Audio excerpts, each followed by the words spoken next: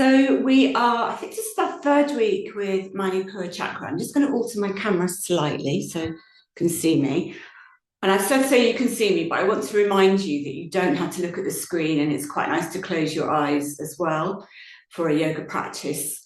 And as I don't do much movement in the Monday class, it could be quite boring just to see me as some kind of talking face. So by all means, don't feel you have to look at the screen. So because we've got a month on each chakra, it gives me an opportunity to go into more detail. And, you know, all the chakras are really important. This is a really important one for energy. And I just wanted to read out something to you so you've got a bit more information about it from the book, Breathe, Rest, Recover, which I wrote a couple of years ago with fellow yoga therapist and psychotherapist Nadine McKee. Now, just to say that actually, you know, if you're listening and you want to lie down, that's really fine. And I always say I try not to talk too much because I know that's not what this is about, and it's tiring for you to listen to too much chat.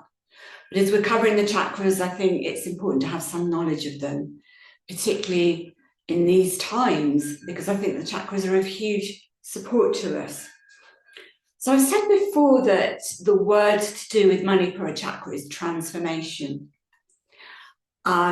Transforming matter into energy, food into energy, and there's this idea of the element of fire at the navel. That's the element of Manipura chakra, and that helps with this transformation. But I was just reflecting that the word for transformation in Sanskrit is parinama, and it's the same word for change. So in Sanskrit, the same word for transformation is the word for change, and clearly, at least externally, we're going through a lot of change at the moment. But our yoga practice, as long as we keep doing our practice, keep our breathing, keeping our relaxation, it really helps to support us with all the change that's going on. So Manipura is about being here in the world and not just the body. Although our spiritual progress in yoga is ultimately about union, we also need a healthy sense of self as an individual so that we can separate out our intention and experiences from those of others. Then we understand that we are acting from what is right for us rather than being disempowered and manipulated into living in ways that only suit external authority and the desire of others. I think it's quite interesting because I probably wrote this in 2023 and now it's 2026, and I think this is more relevant than ever, that we trust our own authority rather than what we're being told. When this chakra is balanced, we have a good sense of who we are internally and how we relate to the world externally. This center can easily become imbalanced by external circumstances, especially by those who hold power and who may encourage us into destructive behaviors. Hyperactivity, being overambitious or driven to the point of burnout are signs that prana may be too strong here. That certainly describes how I was before I got ME. Power can be destructive and intoxicating, so energy ends up dissipating. Overconsumption of food, news, experiences, or information, for example, can lead to overwhelm as we rush from one thing to another, leaving no time to digest anything. Consequently, we have to make space, that's what the yoga is about, for positive transformation to happen. And then the last bit I wrote in 2023 was, at the global level, we can see the desire for power destroying the world and its inhabitants. We might call this a gross imbalance of Manipura chakra. And I always say that what happens on the external, on the macro, is what's happening on the micro. All we can do is work on ourselves. Obviously, we can't affect in any other way what's going on externally, but certainly we can make space for this transformation to happen. And that's what this is going to be about today. So with that said, please sit comfortably or lie comfortably if you need to lie down. And just take a moment or two to check in. How am I? And start by seeing how you are physically. But as always, try not to bring any judgment into this. Try to bring the aspect of compassion into this.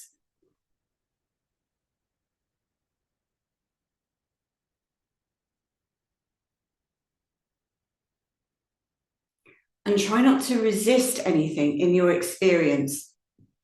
So if there's difficult emotions or thoughts, difficult symptoms, just see if you can hold those with compassion, with love. So you're allowing everything to be as it is. And just observe any tingles in the body, any sensations in the body, and any feelings in the body. Now I'm saying in the body rather than the head, because when we have a feeling, particularly if it's difficult, we tend to overanalyze and go into the head. But try to keep out of the head, try to keep in the body. And if you have any feelings or emotions, see where they're sitting. If they're difficult, you might like to take a hand there just to where you're feeling it.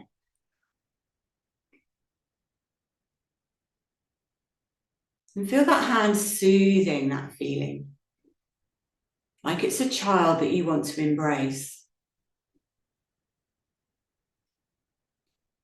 And then just observe your mind. Is it maybe telling stories about your feelings or your symptoms? Is it going into the future, bringing fear? And just allowing the thoughts to run. Know that you're not your thoughts. You're standing back from your thoughts and you're watching them. And as much as you're able to, try to make space around your thoughts. That's not always easy, but when you've observed that you've maybe you've run away into a thought chain, just bring yourself back to the body. And now come to the breath. And just take a moment or two to observe your natural breathing rhythm. Again, no judgments. Just observe how you're breathing.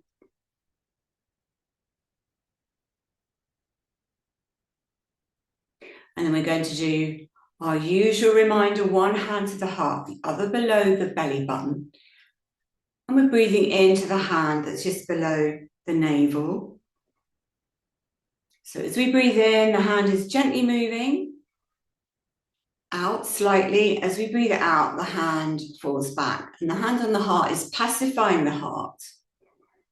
Now later when we do our world peace meditation, we're going to be breathing through the heart, but that's going to be more of an energetic thing. At the moment, just think about the breath being slow and low. And if you can, through the nose. And just take a moment or two just to focus on the exhalation.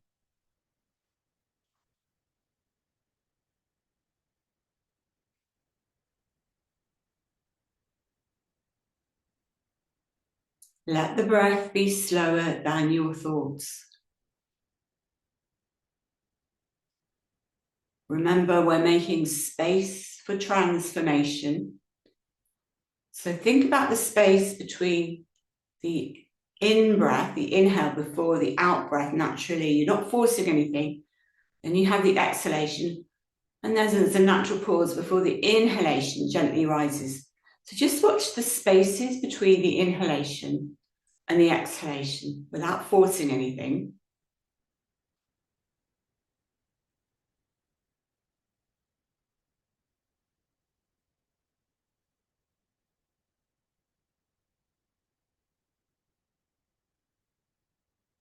And then if you like, you can leave your hands there or you can drop them back to your knees.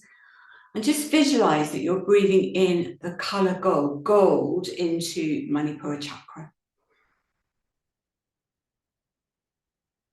So each time you breathe in, this golden light is spreading from Manipura chakra throughout the body. So your whole body is becoming saturated in golden light.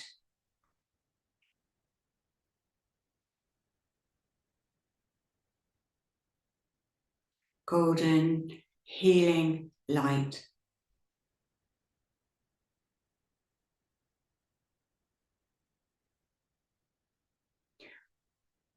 And then when you're ready, we're going to do the mudra for this chakra and the seed mantra.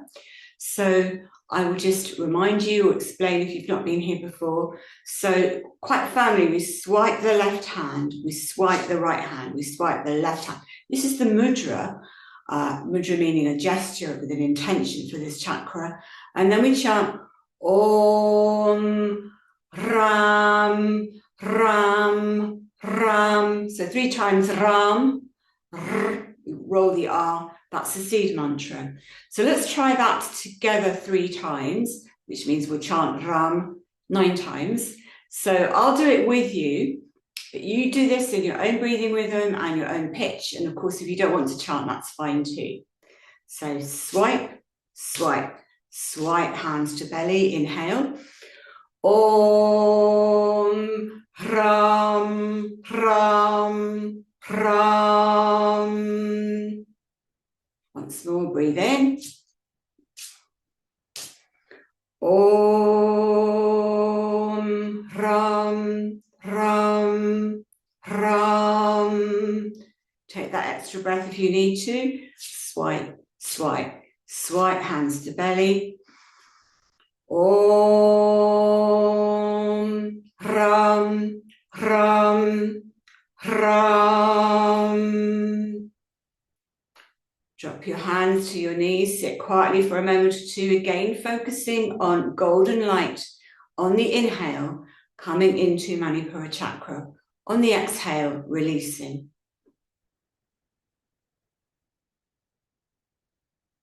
And you might like to feel a sense of power, confidence, authority as you breathe in.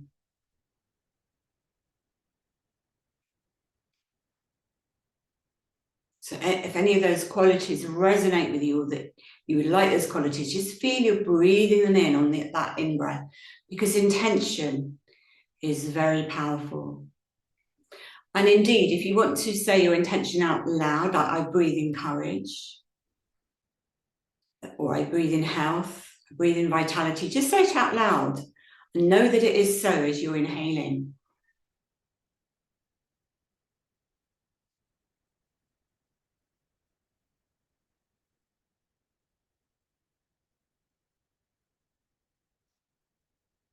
And then when you're ready, please come down to a comfortable lying position, starting with your knees bent if you're on your back, maybe something under your head. Always remembering you can lie on the floor on a mat or on a sofa or on a bed.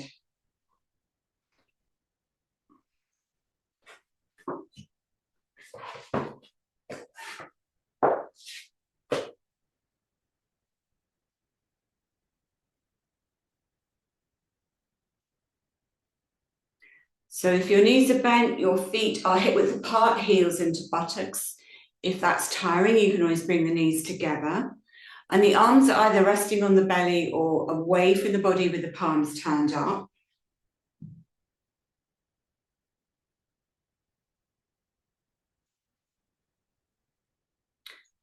And then again, bring your awareness back to the visualization. So again, as you breathe in, visualize golden light coming into the belly.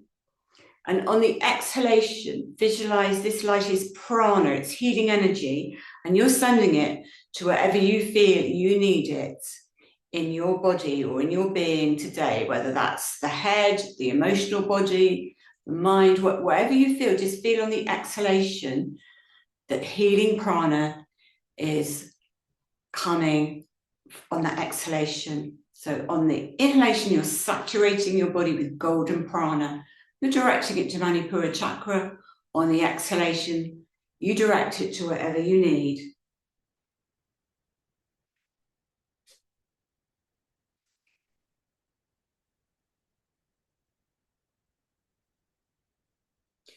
And have a sense of being held by your support.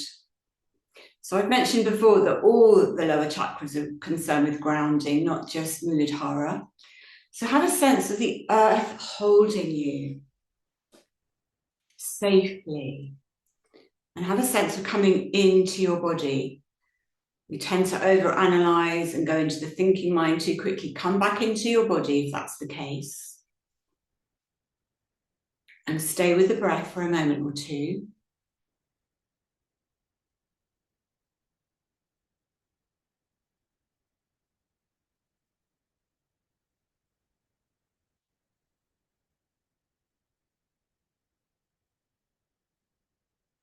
And then very gently just roll your head from side to side to release the neck. Feel the weight of the head. And just enjoy that release, but make the movements as slow as you can. When we move fast, we engage the sympathetic nervous system, the stress response. When we move slowly, we start to signal to our body that we're safe. And we bring in the parasympathetic, or the more sattvic guna.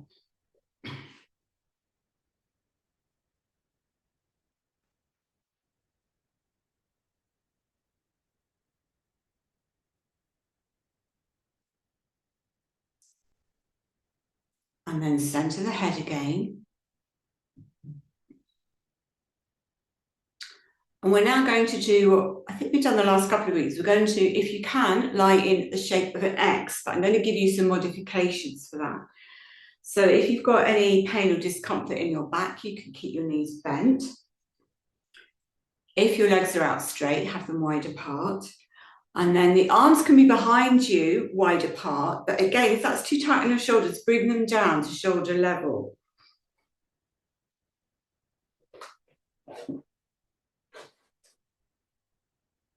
And then from here, just visualize that you've got a wheel of gentle golden sunlight, healing sunlight.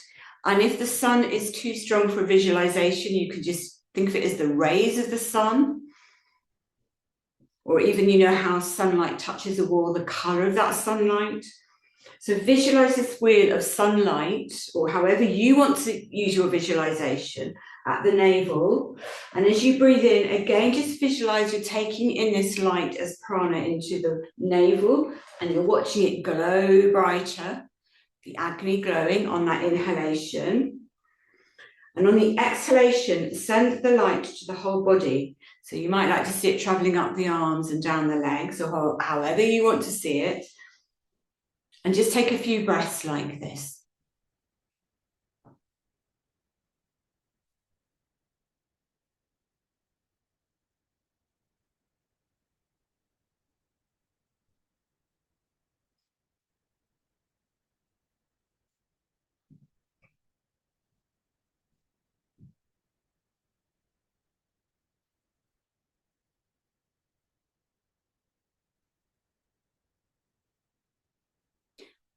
And then come back to a position, maybe your resting position, arms closer to the body.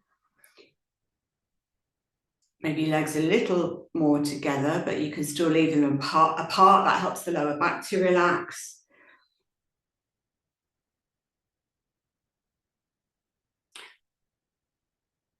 And then we're just going to move very gently into Apanasana. So when you're ready, bend one knee over the belly, then the other. Hold below the knees or around the knees, and just rock out the spine from side to side.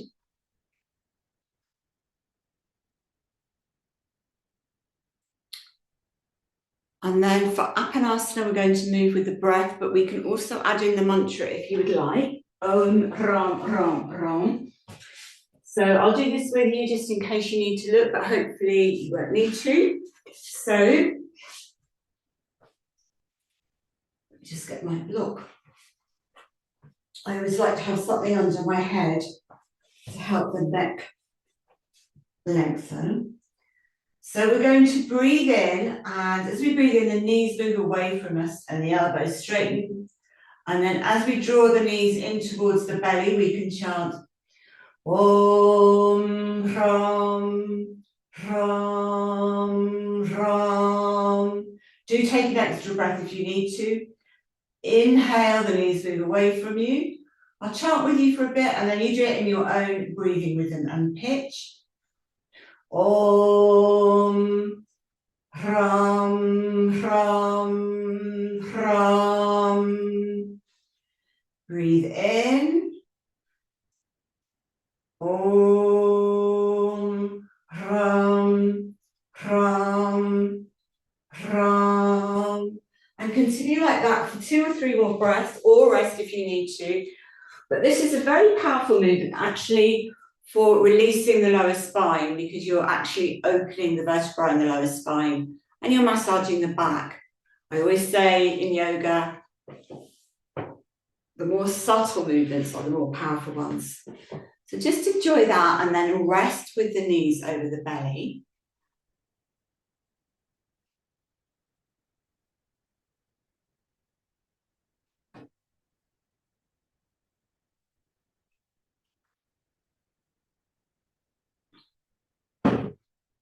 And then we're going to do one more very gentle movement. If you would like, remember, always everything's optional.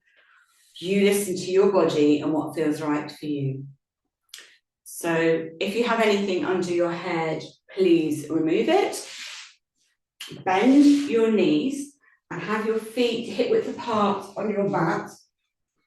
Make the back of the neck long, tuck the chin in towards the chest, and stretch the arms down beside you so the hands are beside the hips. And again, I'd like you to imagine this wheel of light around Manipura chakra, golden wheel. And we're going to just move very gently. You don't have to come up too high.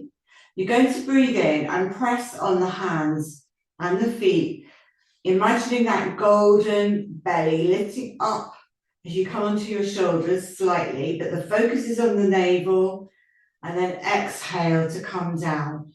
As I say, you don't have to come up too high. This is a very gentle variation of the bridge posture. If you'd like to do that again, inhale again, visualizing this golden belly lifting up, and exhale down. And just do that for as many times as feels right for you. And then maybe you don't want to do it at all, you only need to do it once. And then you're going to counter pose by hugging the knees into the chest, rocking out the spine from side to side, and then coming back to rest on your back.